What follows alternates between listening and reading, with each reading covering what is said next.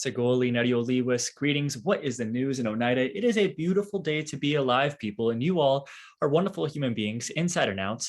Go ahead, invitation, not an obligation, but if you want to, give me the deepest breath of love you've had all day, as you are a human being who is worthy of love. The love in me sees and recognizes the love in you. So feel free, if you want to, sit up nice and tall, breathe in some love, breathe in like you love yourself, and exhale some love. So I truly believe you are a human being who is worthy of love. Keep taking care of yourself physically, mentally, emotionally, and spiritually. If ain't nobody loves you, Dr. Reed loves you. Hope you're doing well. Welcome, everybody. Thank you all for being here. Week 3 now. Back at it again, people. Let's keep on keeping on. Phenomenal job with the class so far. You all continue just to inspire me, and I am just so impressed with each and every one of you and your responses. I really appreciated learning from you all the talking circle responses. It's been great to see some of those responses and know the popular ones. We're looking at the myths. Some of the things you all talked about, we're talking about Christopher Columbus, how harmful that myth is, the things that weren't necessarily taught about perhaps in your schools growing up. Maybe some of you had been. So maybe some of these people, it's with the Arawak and Tainos, really with the mass enslavement, genocide, and Holocaust of these people. Some people, it's like, oh yeah, I've already know that. Some people, it's like, well, hold on a second, I was never taught about this. So it makes sense why people would be changing the name from Christopher Columbus Day to Indigenous Peoples Day, because how can you discover something where millions of people already exist? And it is noted that Christopher Columbus was said to have approximately over 5,000 enslaved Indigenous peoples. So that being said, welcome everybody. Welcome in, welcome back, welcome back. Happy to have you here. It's me, Dr. TJ Reed, Thomas Reed, Laguadio ni Yogyux. It means he is a good man is in Oneida, is my Oneida name. Great to have you all here, people. We're about halfway there, so let's keep on keeping on. I'll tell you about what's going on this week. We'll talk about the midterm and then a few other ideas after that. So here we go. Looking up here for this week, your myths in our text 6, 7, and 8. So again, whatever the myth says, the book is going to argue the exact opposite. So when it's talking about Indians should move on and forget the past, it's saying how that's a really harmful myth, how a lot of the things are still happening, this continuous erasure of peoples through this logic of erasure and elimination of peoples that still happens to this day. So very much that myth that you cannot forget this history. It's a country that does not know its history has no future. So we need to recognize where we've come from in the past if we want to know where we want to go. And where we've got to is what has brought us to where we are now. So we need to drastically think about reimagining things or doing things differently if we want to have a better generation for 7 generations to come. Just my 2 cents on the matter. Myth 7, Europeans brought civilization to the backward Indians. Oh, how harmful and wrong that is. And we look at different things like House Concurrent Resolution 331 put forth in 1988, and it was saying that, you know what, actually the Haudenosaunee, also known as the Iroquois or Six Nations, they're actually influenced our government, our form of federalism, our separation of power, checks and balances, different things. It comes from the Haudenosaunee, which is my relatives here. The Oneida are one of the Haudenosaunee. So we still, to my understanding, one of the longest running, if not the longest running democracy in the world since 1142 AD. Noted that way because I believe of a certain solar eclipse that only happens like every certain time, and it was documented in our tradition. So that being said, we very much already had different things here: farming, the Three Sisters Gardens, things that we already, that corn, beans, and squash, things that now scientists are saying, well, actually all these nutrients, they help each other and they help each other grow. And it's like, yes, we as Native peoples, especially for the Haudenosaunee people, had been knowing this for a long time. So this is one of those myths that Native peoples, some people just think it's just these backwards Indians, or they're almost doing nothing with the land here. It's no, people were taken care of as stewards of living here for millennia, thousands of years. And we've been here together as a country for about what, a quarter of a millennia, roughly 250 years, give or take. United States did not have a policy of genocide. Unfortunately, that is a myth, because actually we did, unfortunately. And if we want to do better as a country, we've got to understand where we came from to not repeat history, different mistakes we've made. But indeed, we did have a policy there where it was termination and extermination. So under Andrew Jackson, maybe you've heard of the Trail of Tears, many other long walks that happened as well too, with Native peoples being pushed out. But indeed, this was where people we saw for California, last week's videos, you all commented on people being paid for the bounties of people's heads and scalps for California peoples. Also, we're elsewhere. So that's where that term "our skin" comes from.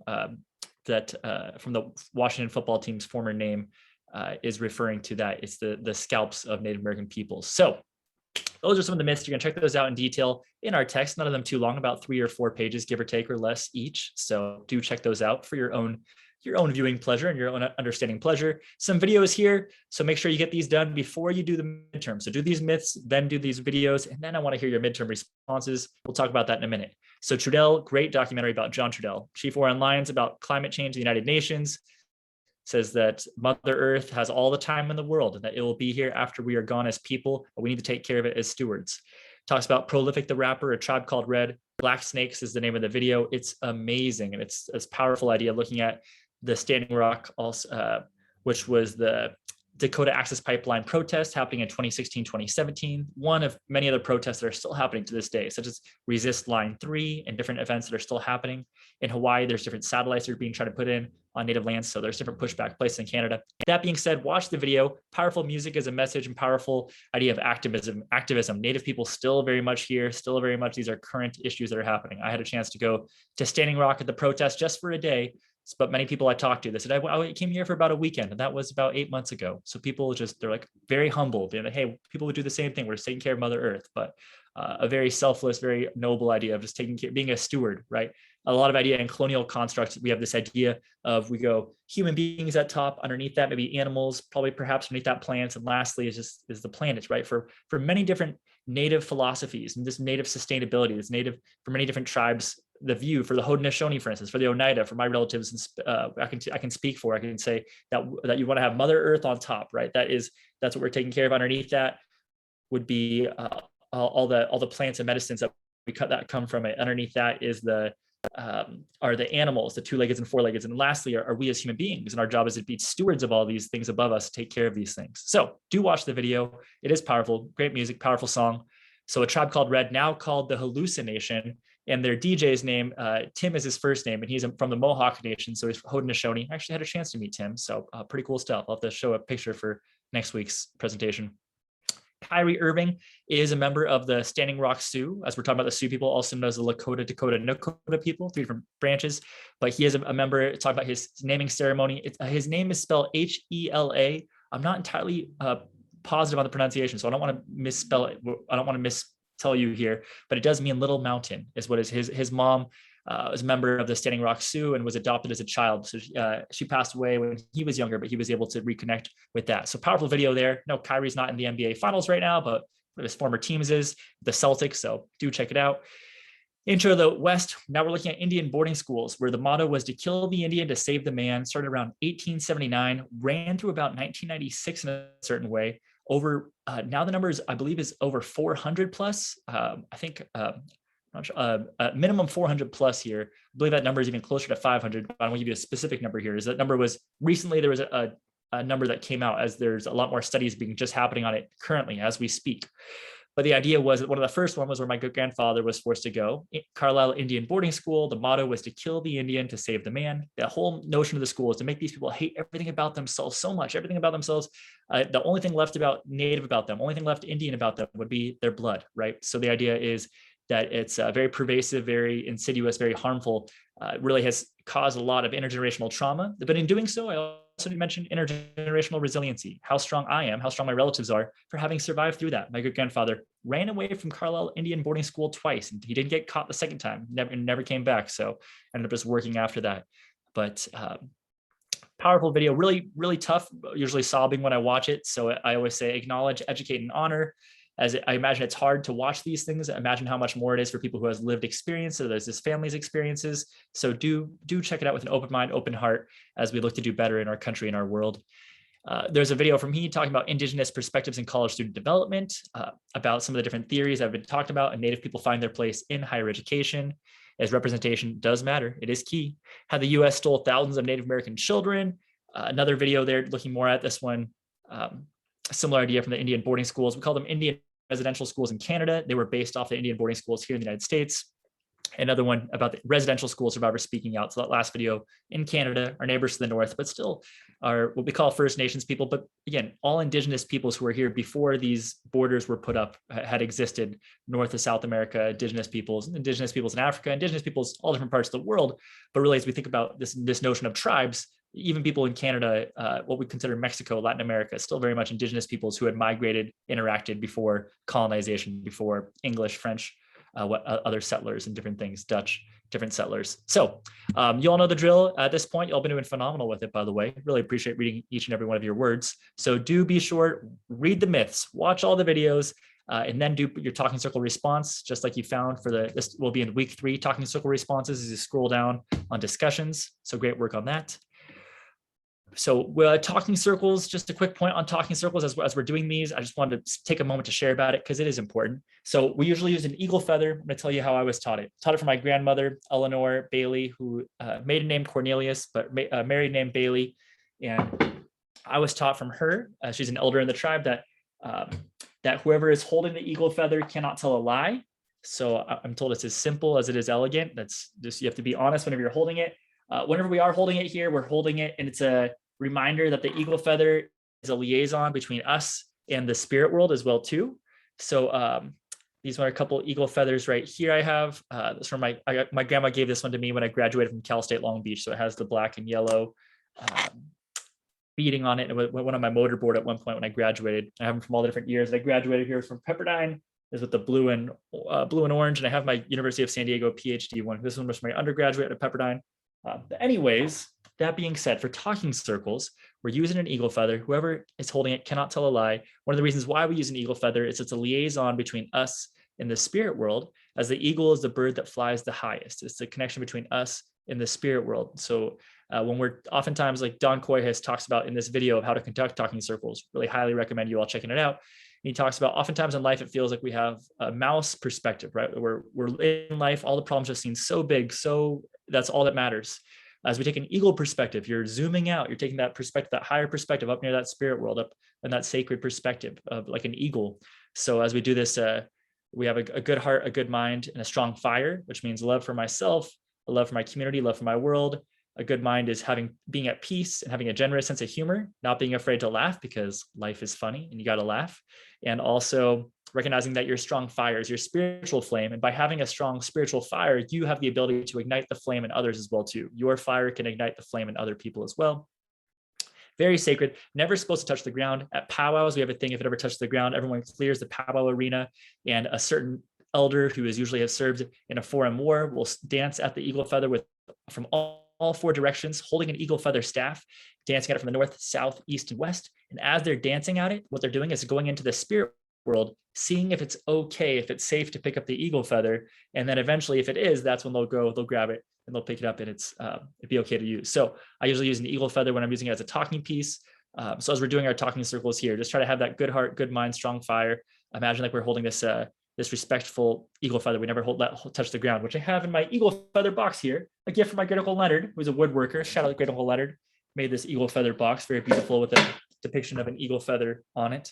So anyways, just like to show you all my world as you all open up more to me through the class. It's been wonderful. Y'all been phenomenal. So that's a little bit about talking circles.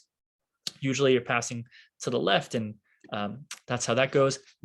Midterm exams here. So that is due this Sunday, 6/12/22, June 12th, before 11:59 p.m. on BeachBoard, under our discussion sections, under midterm response, 2 to 3 minute video of oral presentations.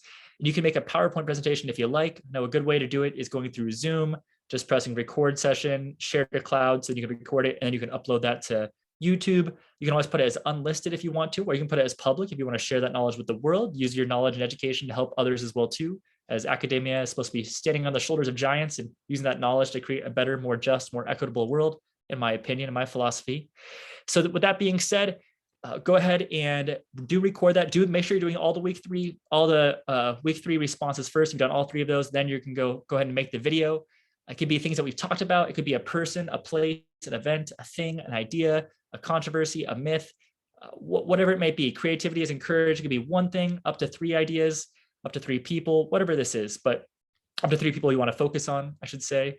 But if you have any questions, do reach out to me. I'm here to help, not out to get you. I want to help support you in your learning and help you be successful, and help you get the most you can out of this class. So again, I would tailor it towards what your major is if you like. If we haven't talked about something that your major is, whether it's industrial design or mechanical engineering or what have you, whatever it is, you can bring in outside sources. You can do research outside of this class. Do use a critical lens as you're using those lenses as your truth has no fear from investigation. So not being afraid to ask questions, not being afraid to search and try to find other research. And if things contradict each other, then point that out as well too in the research as well too, and talk about where the sources come from. In general, I would highly recommend firsthand sources. So being primary sources being from Native peoples. Oftentimes different tribes will have websites, different people's statements.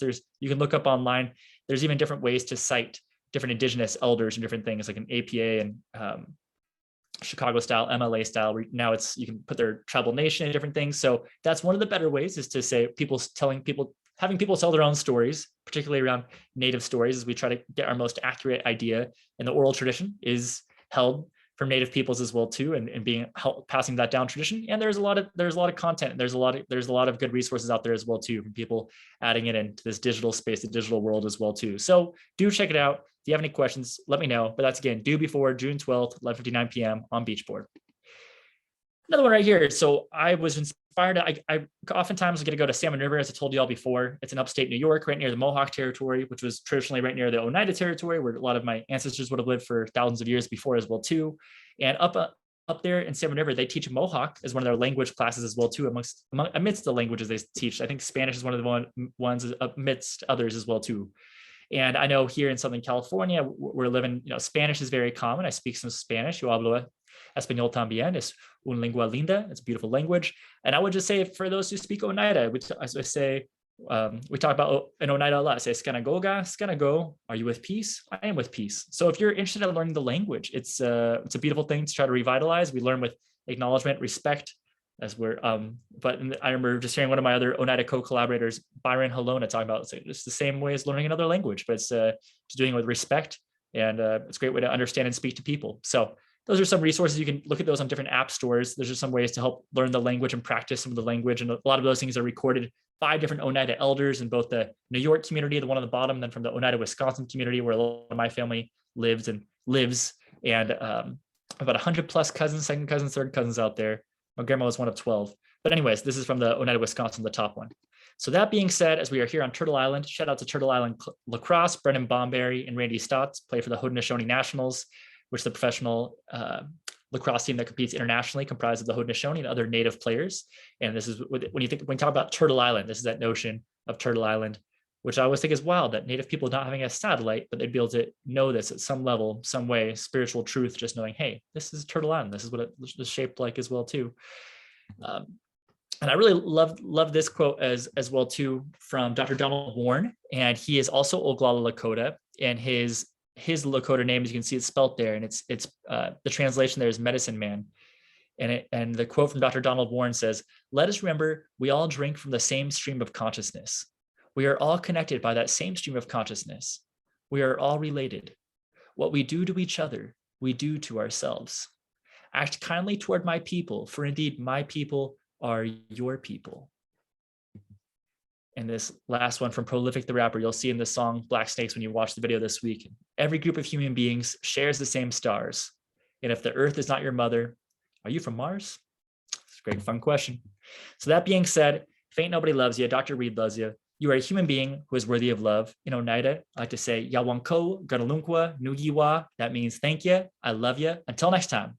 Yawanko class, let me know if you have any questions, and take care. All the best.